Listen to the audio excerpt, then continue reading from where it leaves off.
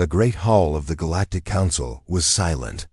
Captain Lee Daeho stood alone in the center of the massive room.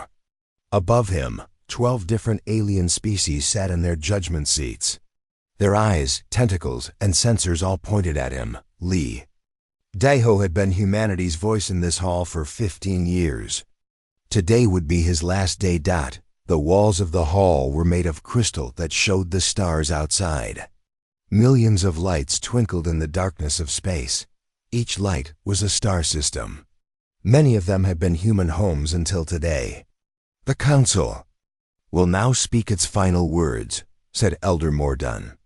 The ancient being looked like a walking mountain of blue crystal. His voice echoed through the hall like thunder. Captain Lee Daeho of the human species, you will listen. Lee Daeho straightened his shoulders. He wore his blue diplomatic uniform with pride. The golden earth symbol on his chest caught the light from the crystal walls. He had worn this uniform to hundreds of meetings. He had signed peace treaties and trade agreements. He had made friends with aliens from across the galaxy. All of that was ending today. For 50 years, humans have been part of our council, Elder Mordan continued. We welcomed your species with open arms. We shared our knowledge. We opened our worlds to you. We trusted you. The Elder's crystal body began to glow brighter. This was not a good sign. But trust, once broken, cannot be easily fixed. On the judgment seats, the other council members shifted. Counselor Vextara leaned forward.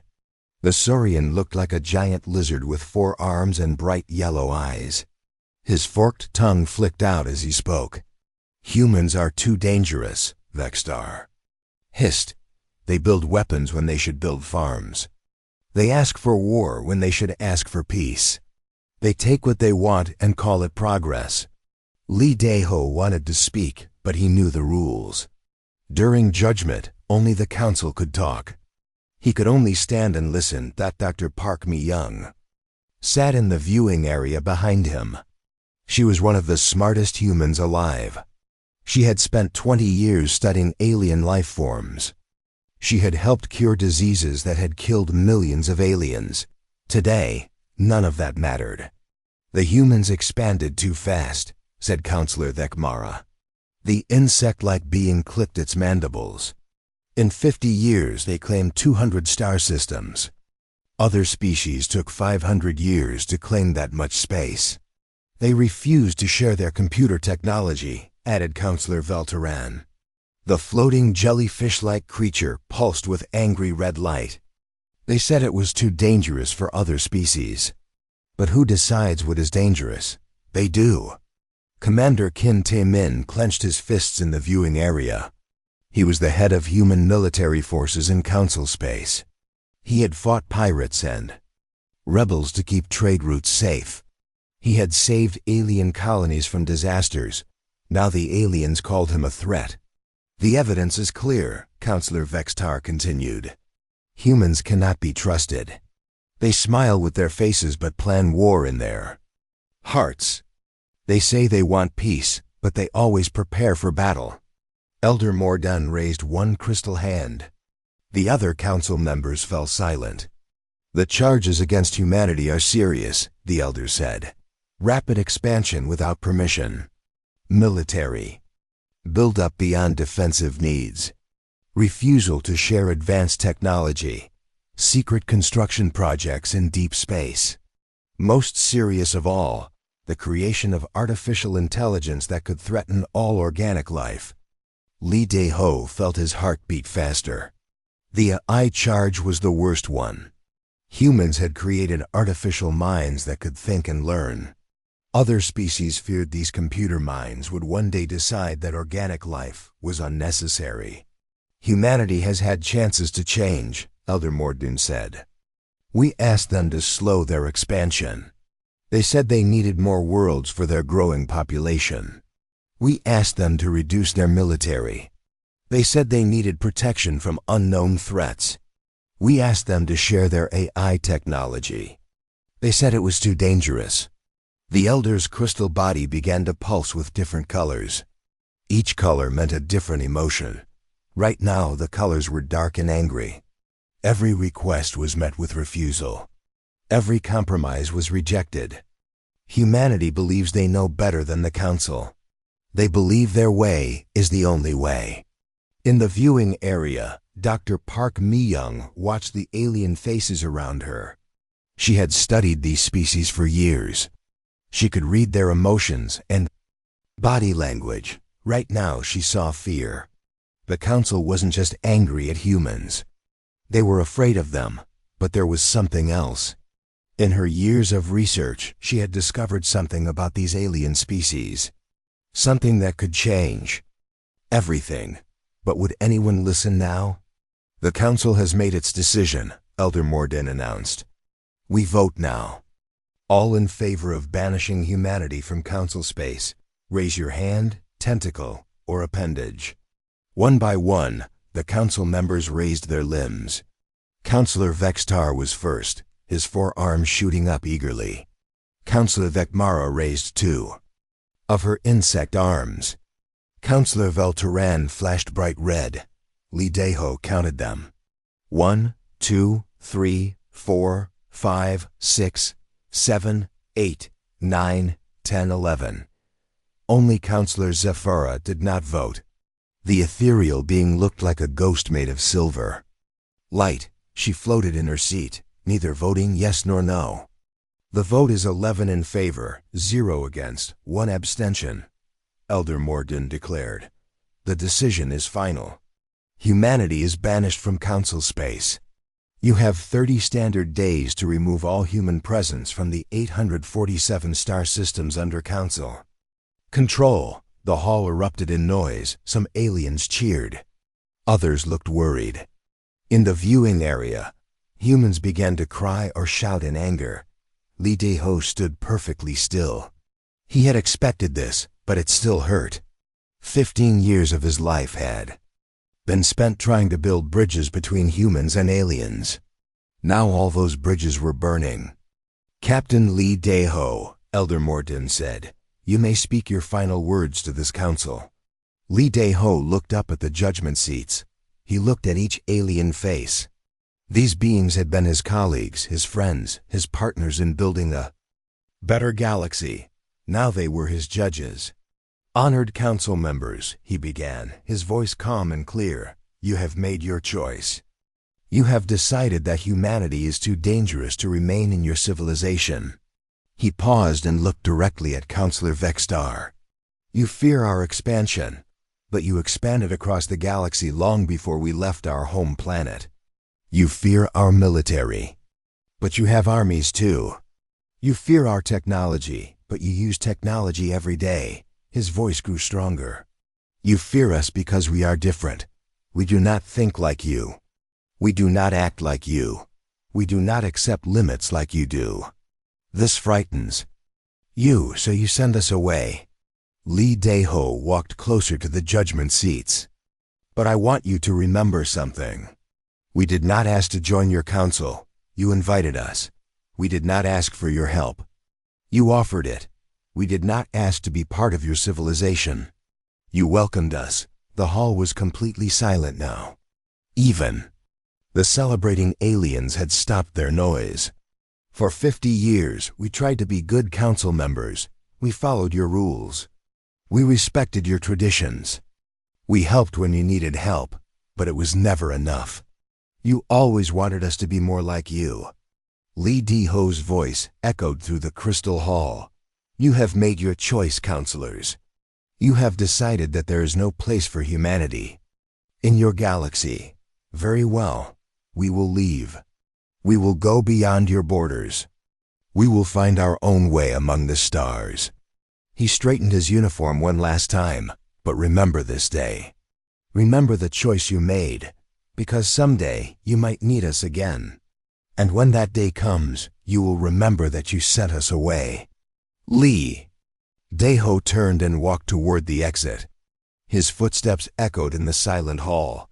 Dr. Park Mi-young and Commander Kim Tae-min followed him, along with the other human observers. As they reached the doors, Li Deho stopped and looked back one more time.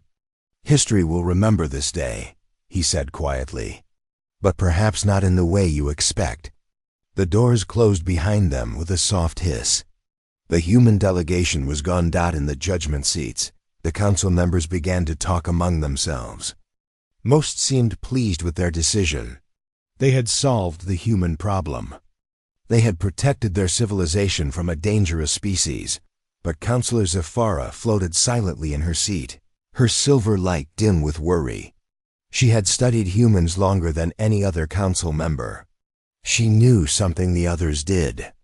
Not humans were most dangerous when they had nothing left to lose, and now they had lost everything. 3 days after the council's judgment, the human exodus began. Admiral Yoon Sora stood on the bridge of her flagship, the New Soul. Through the massive window, she watched hundreds of human ships moving through space.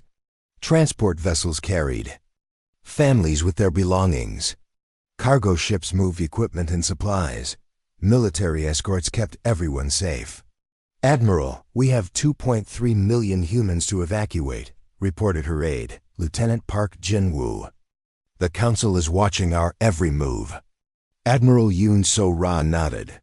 She was a small woman with silver hair, but her voice commanded respect from every person on her ship.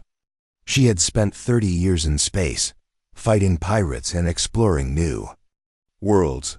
"Let them watch," she said calmly. "They will see exactly what we want them to see." On the planet Kepler Prime, Dr. Park Mi-young was packing her laboratory. 20 years of research filled dozens of storage containers.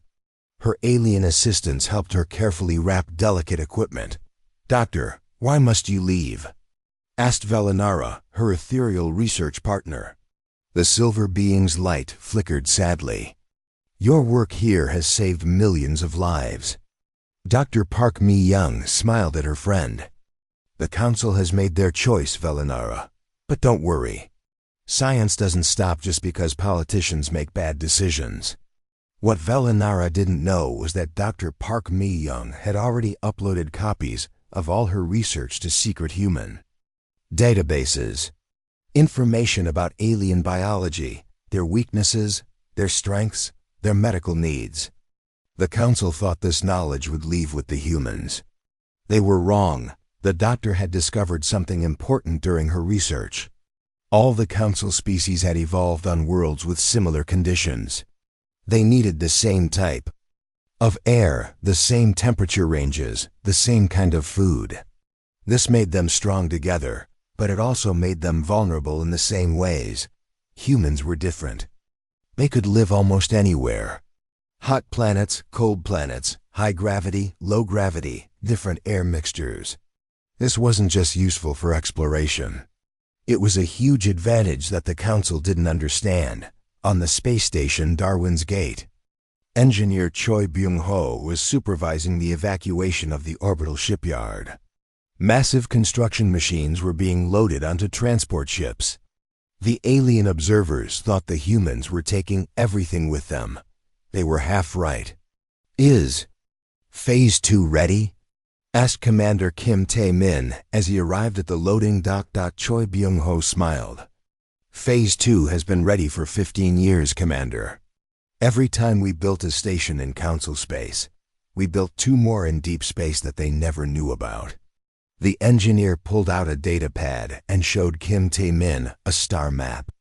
Red dots marked human installations throughout council space. Blue dots marked installations in the empty regions beyond council borders. There were 3 times as many blue dots as red ones. "While they worried about what we were building here," Choi Byung-ho explained, "we were really building out there. In asteroid fields they couldn't navigate. Around unstable stars they were afraid to approach. On rogue planets they thought were worthless." Commander Kim Tae-min studied the map. "How many people know about this?" "Only the ones who need to know," Choi Byung-ho replied. "The council thinks we're homeless now. Soon they'll learn that we were never really living in their space at all. We were just visiting." In the Galactic Council chambers, Elder Mordine watched the evacuation reports with satisfaction. The humans are leaving quickly, he told the other council members. They seem to be cooperating fully. Councillor Vextar hissed with pleasure. Good. I was worried they might resist or cause trouble. But they know they are beaten. Only Councillor Zephyra seemed concerned. They are leaving too easily, she said, her silver light pulsing with worry. Humans don't give up this quickly.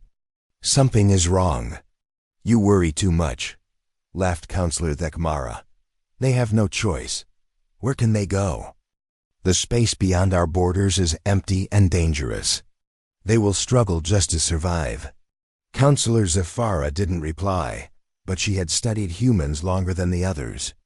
She knew they were at their most dangerous when everyone thought they were defeated. On New Terra Station, diplomat Han the Jin was meeting with her secret contacts. The conference room was small and dark, hidden deep inside the station. 3 alien figures sat across from her. The council's decision was wrong, said Ambassador Kolmek of the Healer Guild. The insect-like being clicked nervously. Humans have helped us cure diseases that killed our people for centuries. Many of us voted against the banishment in our private councils, added Trademaster Vendok of the Merchant Alliance. But Councillor Vextar's faction was too strong. Han the Jin leaned forward. The damage is done now. But remember, friendship doesn't end just because politicians make bad choices. Humans have long memories. We remember our friends. The third alien was Captain Zorthak of the Free Pilots Union. His species looked like walking trees with many arms. Where will your people go? He asked. Somewhere safe, Han the Jin replied carefully. Somewhere we can build a new life without interference. What she didn't tell them was that this somewhere had been under construction for decades. While the council species had fought over the best star systems, humans had been quietly building in the regions everyone else ignored. Back on the New Sol, Admiral Yoon Sora received a message from Earth's government. President Lim Jae-wook's face appeared on her communication screen. Admiral, how is the evacuation proceeding? The president asked. On schedule, sir, she reported. All 2.3 million humans in council space will be relocated within 25 days. The council believes we are taking everything with us. President Lim Jae-wook smiled grimly. He was a tough man who had led humanity through many difficult times. And our real assets? Hidden installations are fully operational, Admiral Yoon Sora confirmed. The industrial bases in the void regions are producing at full capacity. The council has no idea what we've really been building out there. Excellent. And our long-term preparations? Admiral Yoon Sora's expression grew serious. Project Deep. Strike is ready for Phase 3, sir. Our new ship designs are being built in facilities the council doesn't know exist. If they ever threaten us again, we'll be ready. The president nodded. Let's hope it doesn't come to that. But humans have learned that peace must be backed by strength. On Kepler Prime, Dr. Park Mi-young was saying goodbye to her laboratory. This had been her home for 20 years. She had made incredible discoveries here, developed new medicines, and saved countless lives. As she walked through the empty rooms one last time, she thought about the biological research she had completed. The council species were more fragile than they realized. They had evolved together, which made them similar. But similarity could be a weakness. If she wanted to, she could create biological agents that would affect multiple council species at once. Diseases that would cripple their military forces. Genetic modifications that would make them dependent on human medicine. Biological weapons that could end the war before it started. But she didn't want to create weapons. She wanted to heal people, not hurt them. Still, the knowledge was there if humanity ever needed it. Her communication device beeped. Doctor, this is Admiral Yoon Sora. Are you ready for transport? Ready, Admiral, she replied. The last of our equipment is loaded. Excellent. Welcome to Phase 2, Doctor. I think you'll find our new facilities quite impressive. As Dr. Park Mi-young's transport ship left Kepler Prime, she looked back at the planet one last time. She had been happy here. But sometimes, change led to better things. 20-7 days after the evacuation began, the last human ship crossed the border of Council space. Admiral Yoon So-ra stood on her bridge and watched the boundary markers disappear behind them. All human personnel have successfully evacuated Council space, reported Lieutenant Park Jin-woo. The Council believes we have removed all our assets. Admiral Yoon So-ra activated her communication system. Her message would reach every human ship in the fleet and every hidden installation in the galaxy. "This is Admiral Yoon So-ra," she announced. "Phase 1 is complete. All personnel are safely beyond Council borders, beginning Phase 2 immediately." Throughout the galaxy, in hidden bases that the Council had never detected, lights began to turn on. Automated factories started their production lines. Computer systems that had been sleeping for years activated and began their work. The Council thought they had banished humanity from civilization. What they had really done was set them free. In the empty regions beyond Council space, the real human civilization was just beginning to wake up. And when it was fully awake, the galaxy would never be the same. The Council had made their choice. Now humanity would make theirs. 2 years had passed since the banishment. In the Galactic Council chambers, Elder Morden looked pleased as he read the intelligence reports. "The human threat has been contained," he announced to the other Council members. "Our scouts report no human activity in the explored regions of the galaxy. They have disappeared into the outer darkness where they belong." Councillor Vextar's yellow eyes gleamed with satisfaction. "I told you they were weak without our protection. They probably died in the first year. Humans cannot survive without our advanced technology and trade networks." But Councillor Zafara's silver light flickered with worry. "Our economic reports show problems," she said quietly. "Trade efficiency is down 30%.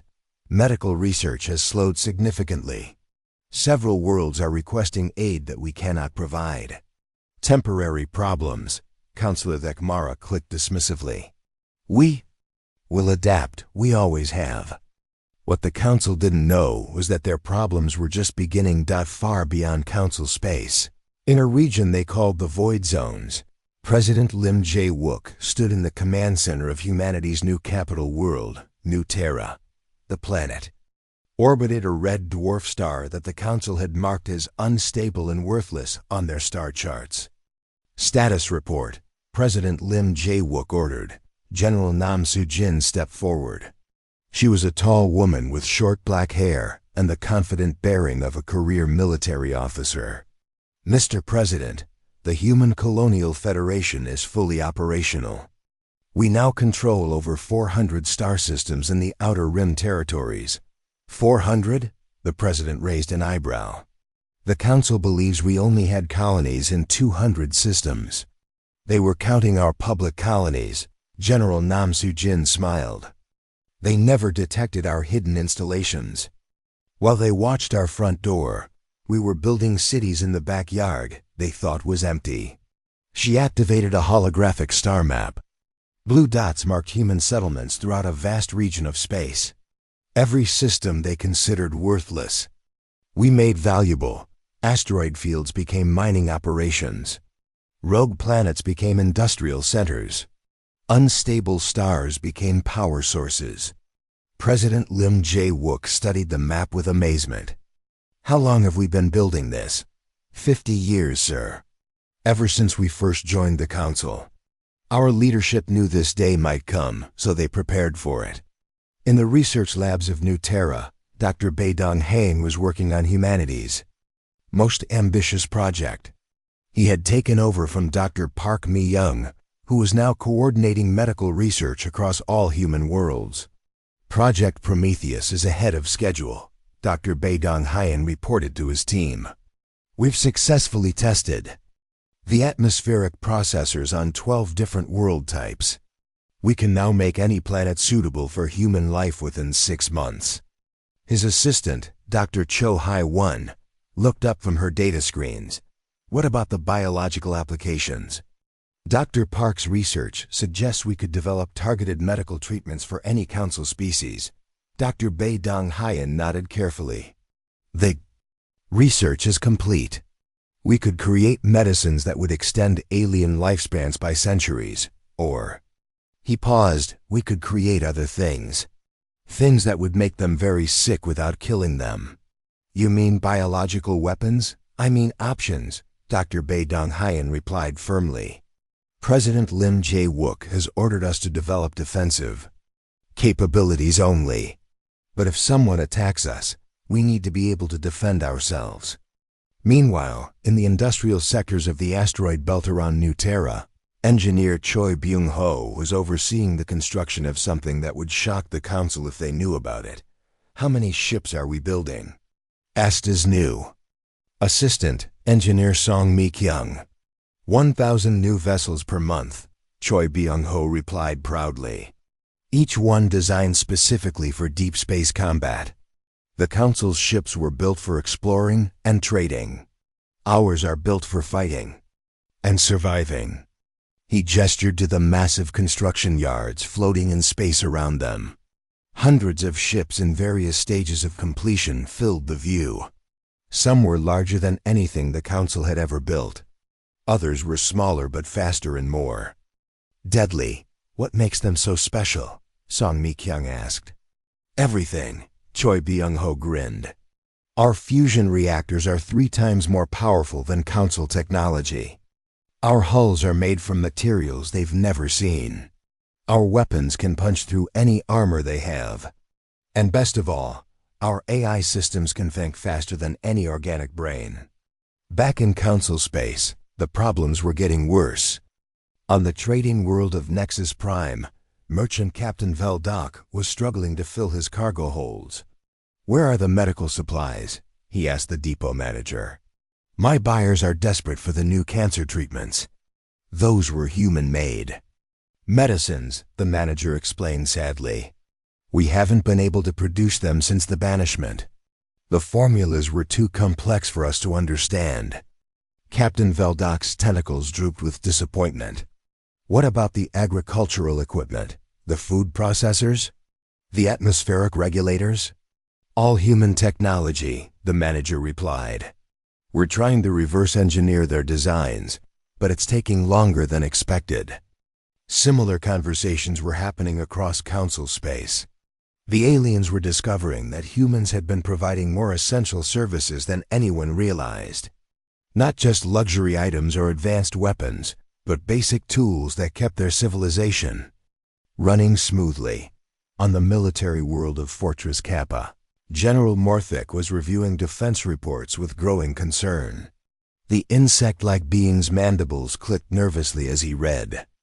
Pirate attacks have increased by 400%, he reported to his staff. Without human patrol ships, we cannot cover all the trade routes. Can't we build more ships? Asked his aide. With what? General Morthic replied bitterly. The humans. We're supplying 60% of our advanced metals and rare elements. Our ship production has dropped to almost nothing. Meanwhile, on New Terra, Admiral Yoon So-ro was meeting with President Lim Jae-wook in the secure briefing room of the Presidential Palace. Sir, our deep space sensors are detecting massive energy signatures from Council space, she reported. It looks like they're trying to build new industrial facilities. Are they succeeding? No, sir. Their efficiency is terrible without human technology and expertise. What used to take them 1 year now takes 3 years, and the quality is much lower. President Lim Jae-wook leaned back in his chair. Are they asking for help? Not officially. But we've intercepted several private communications from council members, expressing regret about the banishment. Some are suggesting they should reconsider. What about Councillor Vextar? Admiral Yoon So-ra's expression hardened. He's still pushing anti-human propaganda. Claims their problems are temporary growing pains. He's convinced the other council members that asking humans for help would be a sign of weakness. President Lim Jae-wook stood and walked to the window. Outside, human children played in parks while their parents worked in laboratories and factories. This was what they had built in just 2 years. Not conquest or domination, but a peaceful, productive civilization. Admiral, how long before our military reaches full strength? 6 months, sir. Fleet Admiral Oh Kyung-soo reports that our first deep strike battle groups will be operational by then. Each battle group has more firepower than the entire council. Navy, and our defensive capabilities? New Terra and our other core worlds are protected by shield systems the council has never seen. Any attack on our territory would be suicidal. President Lim Jae-wook turned back to the Admiral. Then we wait. We continue building our civilization and hope they come to their senses. But if they threaten us again, we'll be ready, sir. As night fell on New Terra, President Lim Jae-wook stood on his balcony and looked up at the stars. Somewhere out there, the Galactic Council was struggling with problems they had created for themselves.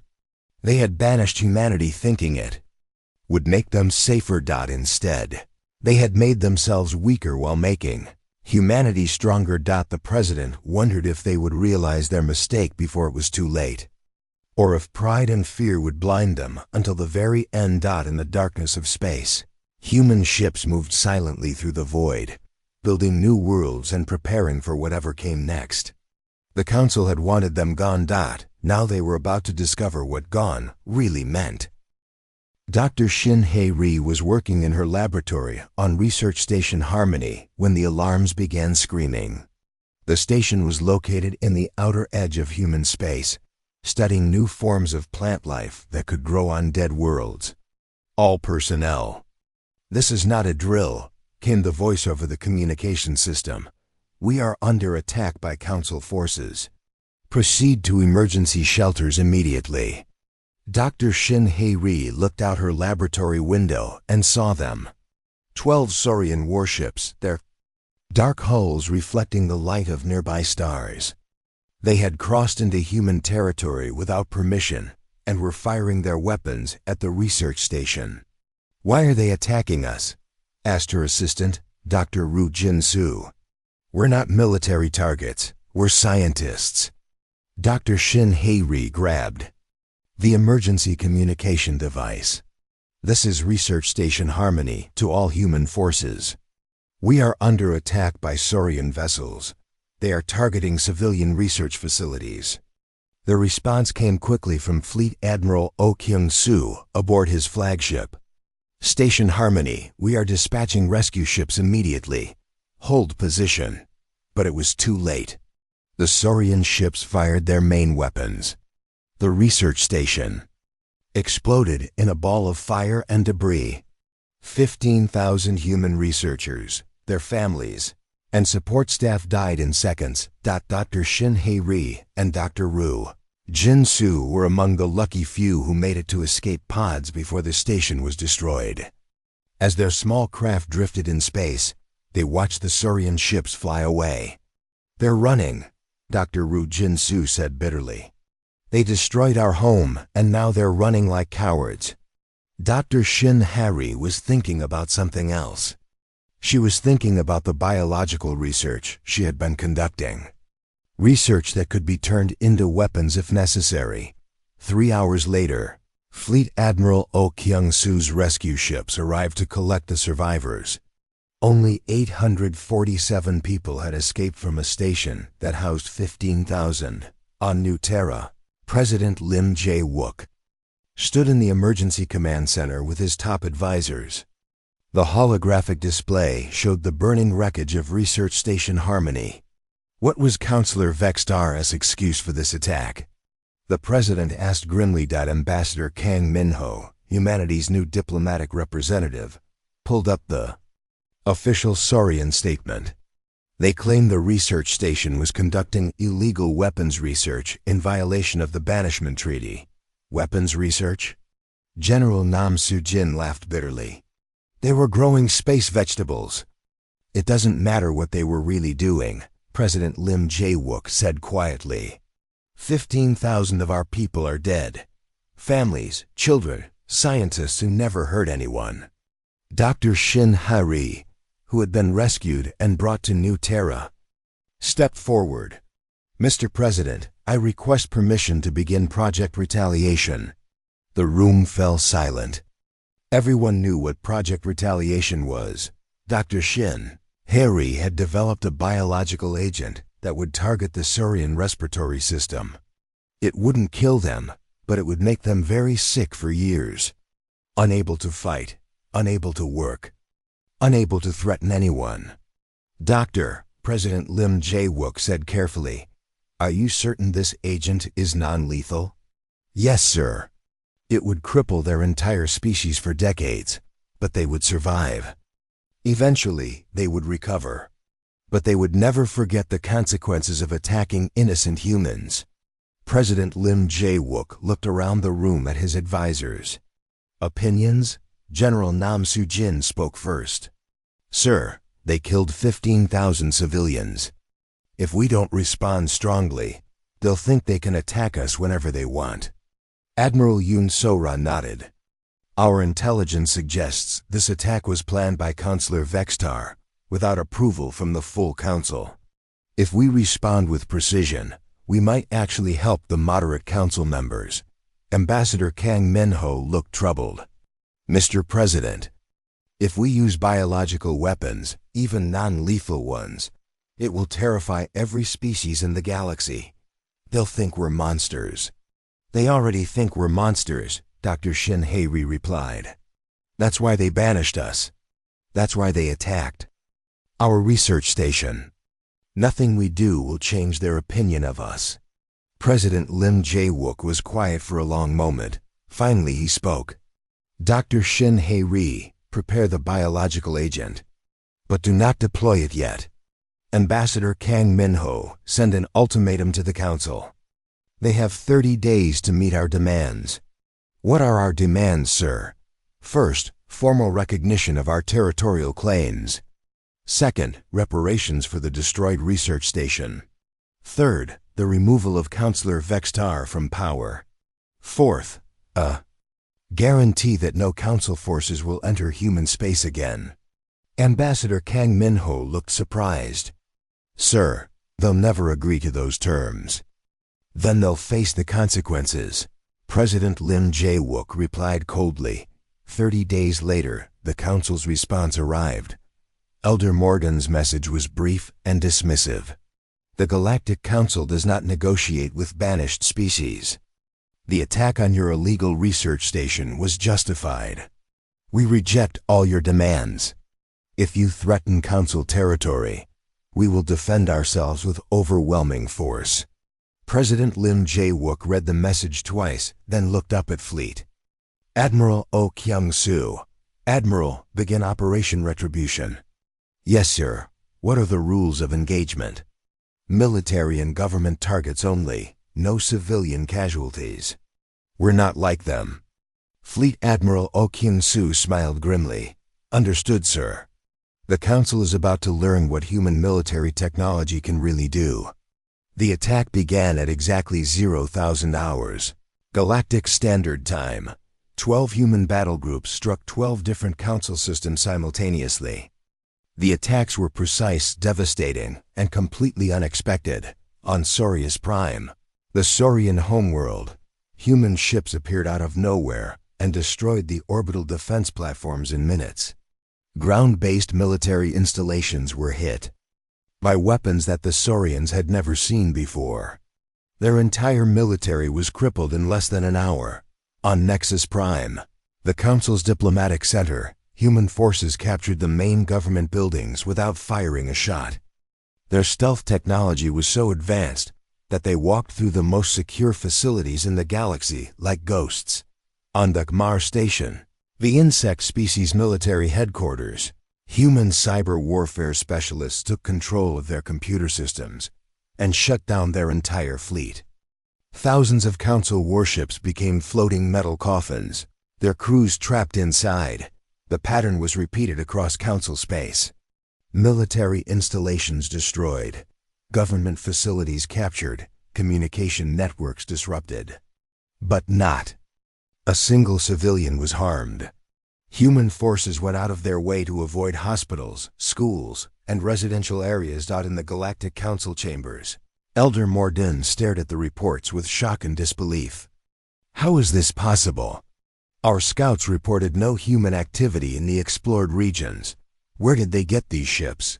This technology? Counselor Vextar was pale with fear. They must have been building in secret. But how? We were watching them. You were watching the wrong places, said Counselor Zephyra quietly. I tried to warn you. Humans are most dangerous when you think they're defeated. The communication system activated, and Ambassador Kang Min-ho's image appeared in the center of the chamber. Honored council members, I bring greetings from President Lim Jae-wook of the Human Colonial Federation. This is an act of war, Counselor Vextar shouted. No, Ambassador Kang Min-ho replied calmly. This is a response to your act of war. You attacked our civilian research station and killed 15,000 innocent people. We have responded by neutralizing your military capabilities. Elder Morden found his voice. What do you want? The same things we wanted 30 days ago. Recognition of our territorial claims. Reparations for the destroyed station. The removal of Counselor Vextar from power. And a guarantee of peace. And if we refuse? Ambassador Kang Min-ho's expression grew cold. Then we will show you what total war really means. Right now, we've only demonstrated our conventional capabilities. Would you like to see what our other research projects have produced? The threat hung in the air like poison. Every council member understood what he meant. If humans could build ships and weapons this advanced in secret, what other terrible things had they created? We need time to consider your terms, Elder Morden said weakly. You have 24 hours, Ambassador Kang Min-ho replied. After that, we will assume you prefer the hard way. The communication ended, leaving the council in stunned silence. In human space, President Lim Jae-wook watched the reports from Operation Retribution with mixed feelings. They had won a decisive victory, but he took no joy in it. Sir, General Nam Soo-jin reported, all objectives achieved with 0 human casualties. Council military forces have been neutralized across 12 systems. Good. And their response? They're in shock. Our intelligence suggests several council members are already calling for Counselor Vextar's removal. President Lim Jae-wook nodded. Then maybe they'll listen to reason this time. But deep down, he suspected the real war was just beginning. 1 year after Operation Retribution, the galaxy looked very different. Chancellor Yu Sang-ho stood in his office on New Terra, looking out at the bustling capital city of the Human Colonial Federation. Where once there had been empty plains, now there were gleaming towers and peaceful parks. Human and alien children played together in the streets while their parents worked side by side in laboratories and factories. The morning reports, Chancellor, said his aide, Secretary Kim Hai-jin, as she entered with a data pad. Chancellor Yu Sang-ho had been President Lim Jae-wook's military advisor during the crisis. When the president decided to step down after the war, the people chose Yu Sang-ho to lead them into this new era of galactic politics. What's the situation with the former council worlds? He asked. 7 species have signed mutual cooperation agreements with us, Secretary Kim Hai-jin reported. The ethereals, the healers, the merchants, the free pilots, the builders, the scholars, and the gardeners. They're all benefiting from our medical and technological assistance. And the others? The Saurians are still refusing to negotiate. Counselor Vextar was removed from power as we demanded, but their new leader is almost as hostile. The insects, the crystals, the jellyfish, and the floating ones are trying to rebuild their old alliance, but it's not working well. Chancellor Yu Sang-ho nodded. The Galactic Council had collapsed after Operation Retribution. Some species had chosen to work with humanity, while others were still trying to maintain their old ways. What about the medical assistance program? Secretary Kim Hai-jin smiled. That's our biggest success story, Dr. Park. Mi-young's new treatments have extended the average lifespan of our alien partners by 300 years. The ethereals are calling it the gift of time. In the research labs of New Terra Medical Center, Dr. Park Mi-young was working with her old friend, Velinara the Ethereal. The silver being's light was brighter and more stable than it had been in years. The treatments are working perfectly, Velinara reported. My people are healthier than we've been in centuries. How did you develop these medicines so quickly? Dr. Park Mi-young smiled. We've been working on them for years. During my time in council space, I studied the biology of every species I could. I learned that most of you share similar genetic structures, which means similar medical needs. And you used this knowledge to help us, even after the council banished your people. Science doesn't take sides, Velinara. Knowledge should be used to help people, not hurt them. What Dr. Park Mi-young didn't mention was that the same research could have been used to create biological weapons. She was glad that Chancellor Yu Sang-ho had chosen the path of healing instead of revenge. In the orbital shipyards around New Terra, Admiral Park Eun-seo was inspecting the newest addition to the human peacekeeping fleet. The massive ship was called the Harmony, and it was unlike anything the galaxy had ever seen. This ship is designed for peace, not war, she explained to her crew. We have medical facilities that can treat any known species. We have diplomatic chambers for negotiations. We have cultural centers for celebrating diversity. But we also have weapons, noted Commander Bae Jun-ho, her second in command. Yes, Admiral Park Eun-seo agreed. Because sometimes peace must be defended. But our weapons are for protection, not conquest. The Harmony was one of 50 such ships that now patrolled the galaxy. They were more powerful than the old Council Navy, but they used their strength to prevent wars rather than start them. On the former Council world of Nexus Prime, a very different kind of meeting was taking place. Representatives from dozens of species had gathered to sign the new Galactic Accord. Ambassador Kang Min-ho stood at the podium, addressing the assembled delegates. He was older now, with gray hair and worry lines around his eyes. The past year had been difficult for everyone. The old Galactic Council tried to create peace through control, he said. They made rules that everyone had to follow, whether those rules made sense or not.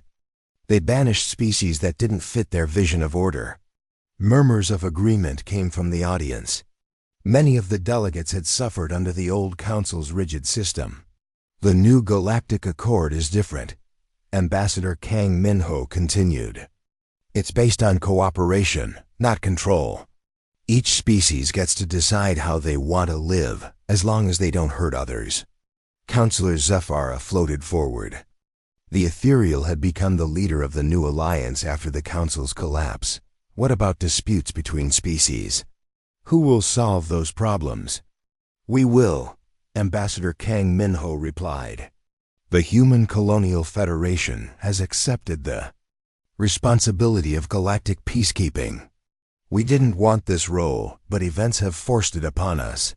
And what gives humans the right to make decisions for other species?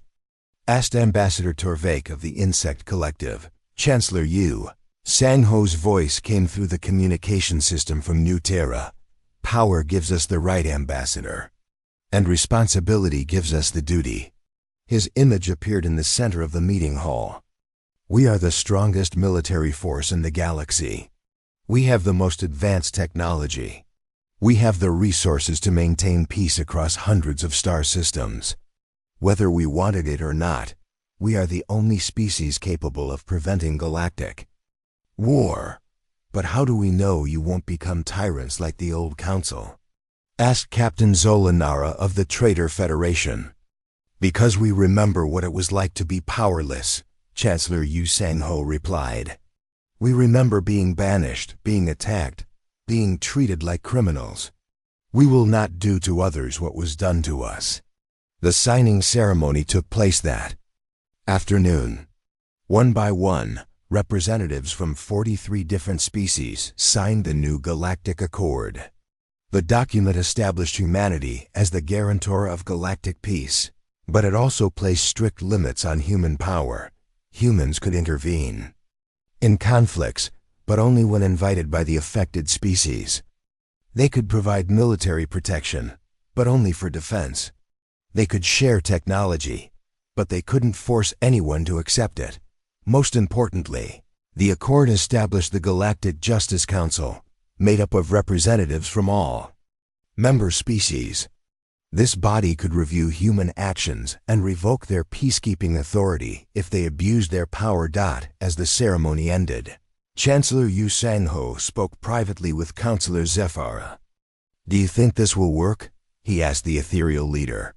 "I think it's the best hope we have," she replied. The old system failed because it was based on fear and control. This new system might succeed because it's based on cooperation and mutual respect. And if it doesn't work? Councillor Zephyra's silver light flickered with ancient wisdom. Then we'll find another way. That's what intelligence is for, adapting when circumstances change. Later that evening, Chancellor Yu Sang-ho returned to New Terra. He found Captain Lee Dae-ho waiting for him in his office. The former ambassador was now serving as humanity's first galactic chancellor, overseeing the peaceful transition to the new order. "How did it go?" Lee Dae-ho asked. "Better than expected," Chancellor Yu Sang-ho replied. 43 species signed the accord. Even some of the former council hardliners are reconsidering their positions. What about the Saurians? Still refusing to cooperate, but they're isolated now. Most of their former allies have abandoned them. Lee Dae-ho walked to the window and looked out at the city below. "Do you ever think about that day in the council chambers, when they banished us?" "Every day," Chancellor Yu Sang-ho admitted. "They thought they were protecting themselves from us. Instead, they created the very situation they feared. The irony is that we never wanted to rule the galaxy," Lee Dae-ho said. "We just wanted to be left alone to build our own lives. But when they forced us to defend ourselves, we discovered we were the only ones who could bring real peace to the stars." As night fell on New Terra, both men stood in comfortable silence, watching the lights of the city below. In the parks and plazas, human and alien families were enjoying the evening together. Children of different species played the same games, laughed at the same jokes, and dreamed the same dreams of the future. This was what the galaxy could be when fear was replaced by understanding, when diversity was celebrated instead of feared, and when the strong protected the weak instead of exploiting them. The Galactic Council had banished humanity to prevent them from becoming too powerful. But in doing so, they had created something better than the old system of control and fear. They had created a galaxy where every species could thrive, protected by guardians who remembered what it was like to be vulnerable. The Council's greatest fear had become the galaxy's greatest hope. And perhaps in the end, that was exactly what the universe needed. On distant worlds, in the depths of space, and in the dreams of billions of beings, the new galactic order was taking shape. It wasn't perfect, and it would face many challenges in the years to come, but for the first time in galactic history, there was real hope for lasting peace among the stars.